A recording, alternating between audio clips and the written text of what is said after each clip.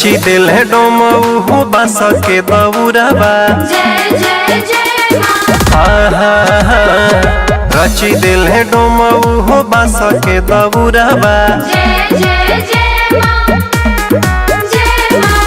कोहरुली अइले कोसी 60 के चौरबा कोहरुली अइले कोसी 60 के चौरबा रची दिल है डोमऊ बास के दौरबा रची दिल है डोमऊ बास के दौरबा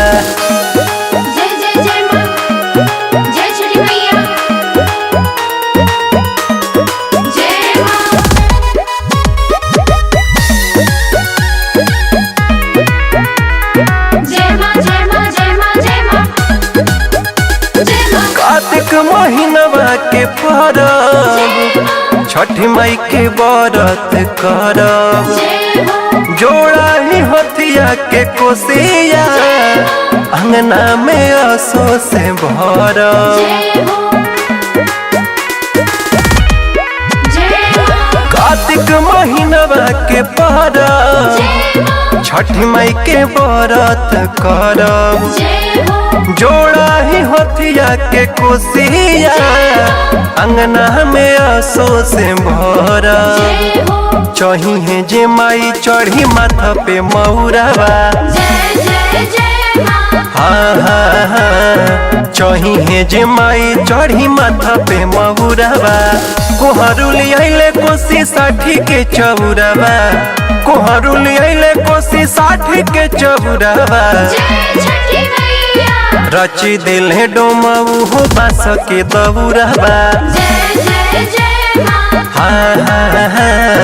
रची दिल है डोमऊ बास के दौरबा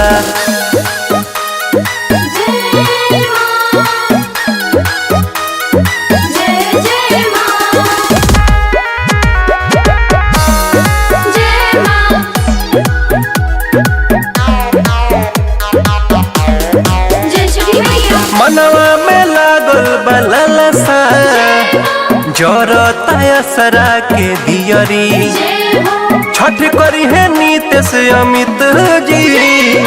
पेन्ही के चटक पियरी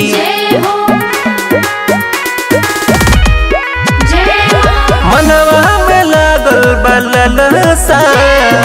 जरता असरा के दियरी